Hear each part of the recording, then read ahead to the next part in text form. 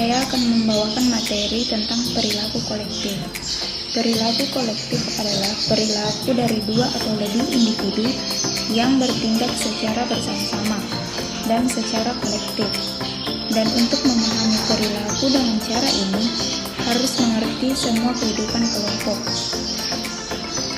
Salah satu contoh terjadinya perilaku kolektif adalah kerusuhan yang dilakukan oleh bonek selaku supporter Persebaya karena kecurangan kebijakan oleh PSSI.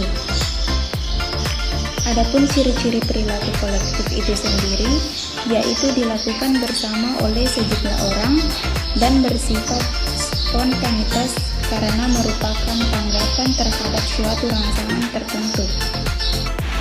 Baik, saya akan melanjutkan materi dari teman-teman, yaitu perilaku kerumunan. Perilaku kerumunan adalah suatu kumpulan manusia sementara yang bertindak secara bersama-sama.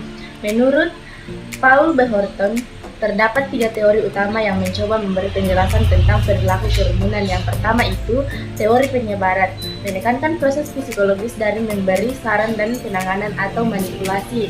Yang kedua, teori konvergensi, menekankan pada persamaan sikap para anggota kerumunan. Yang ketiga, teori kemunculan norma, menunjukkan bagaimana suatu norma dalam situasi kerumunan muncul dan berperan dalam membenarkan serta membatasi perilaku. Nah, selanjutnya, perilaku kerumunan dilandasi oleh beberapa hal sebagai berikut. Yang pertama, anonymity, yaitu hilangnya kendala yang bisa mengendalikan individu dan rasa tanggung jawab pribadi. Yang kedua, impersonality, yaitu sikap yang memandang kelompok seseorang yang penting. Yang ketiga, suggestibility, yaitu kelompok seseorang yang menerima saran tanpa kritis. Yang kelima, amplifikasi interaksional, yang sikap para anggota yang saling meningkat karena keterlibatan emosi. Yang keenam, tekanan jiwa atau stres. Perilaku kerumunan memiliki banyak bentuknya seperti bentuk hadirin atau audiens, bentuk respons terhadap stimulus, dan kerusuhan atau riot. Para anggota kerumunan bersikap agresif, liar, irasional. Akan menjelaskan faktor penyebab perilaku kerumunan dan faktor penentu perilaku kolektif. Faktor penyebab perilaku kerumunan yaitu 1. Anonimitas, yaitu karena faktor kebersamaan dengan berkumpulnya individu-individu yang semula dapat mengendalikan diri, merasa dapat kekuatan luar biasa yang mendorongnya untuk tunduk pada dorongan naluri dan terlebur dalam kerumunan. Kedua, kontagion atau penularan, yaitu penyebaran suasana hati, perasaan atau suatu sikap yang tidak rasional tanpa disadari dan secara relatif berlangsung cepat.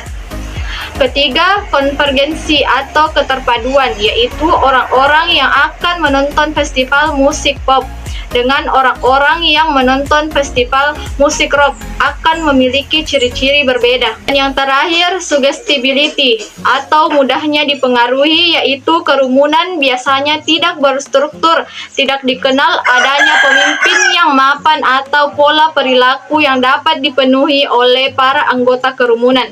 Faktor penentu perilaku kolektif. 1. Situasi sosial, merupakan situasi yang berkaitan dengan adanya tindaknya peraturan dalam instansi tertentu. Kedua, ketegangan struktural, yaitu adanya perbedaan atau kesenjangan di suatu wilayah akan menimbulkan ketegangan yang dapat menyebabkan timbulnya bentrok ketidakpahaman. 3. Berkembang dan penyebarnya suatu kepercayaan umum. Contohnya, berkembangnya isu-isu tentang pelecehan suatu agama atau penindasan suatu kelompok yang dapat menyinggung kelompok lain. Keempat, faktor yang mendahului, yaitu faktor-faktor penunjang kecemasan dan kecurigaan yang ada di dalam masyarakat. 5. Mobilisasi perilaku oleh pemimpin untuk bertindak, yaitu perilaku kolektif dapat terwujud apabila khalayak ramai dimobilisasikan atau dikomando oleh pemimpinnya. Keenam, berlangsungnya suatu pengendalian sosial merupakan hal penentu yang dapat mencegah atau menunda kelima faktor-faktor tersebut. Jadi di sini saya akan menjelaskan tentang gerakan sosial. Gerakan sosial merupakan aksi kolektif yang tidak terlembaga tetapi terorganisir dan memiliki tujuan untuk melakukan perubahan maupun merintangi perubahan dalam suatu sistem sosial. Gerakan sosial dapat menjadi penyebab terjadinya perubahan sosial. Terjadi juga dapat menjadi konsekuensi dari adanya perubahan sosial. Adapun gerakan sosial menurut sosiolog Indonesia. Yang pertama, gerakan perpindahan. Kedua, gerakan ekspresif. Ketiga, gerakan utopia. 4, gerakan reformasi. 5, gerakan revolusioner. Dan yang terakhir, gerakan perlawanan. Penyebab terjadinya gerakan sosial. Gerakan sosial lahir didasari oleh beberapa faktor yang muncul di dalam suatu komunitas masyarakat, di mana faktor-faktor yang mempengaruhi munculnya gerakan sosial tersebut antara lain strain atau ketegangan, stres, mass society atau massa, emotion atau emosi. Adapun kriteria gerakan sosial. Gerakan sosial memiliki karakteristik atau ciri yang membedakannya dengan gerakan lain, antaranya dilakukan secara kolektif. Kolektif berarti dilakukan lebih dari satu individu yang membentuk kesatuan. Kedua, terorganisir. Gerakan sosial diatur dalam suatu kesatuan sesuai dengan tatanan atau kaidah yang berlaku.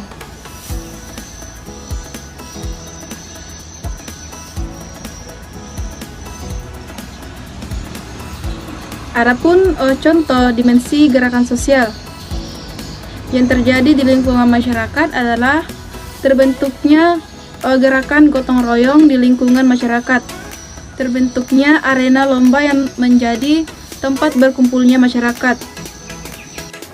Adapun penyebab gerakan sosial, bahwa mengungkapkan gerakan sosial lahir didasari oleh beberapa faktor yang muncul di dalam suatu komunitas masyarakat, di mana faktor-faktor yang mempengaruhi munculnya gerakan sosial tersebut antara lain strain atau ketegangan, stres atau stres, yang ketiga massa society atau massa emosional atau emosi.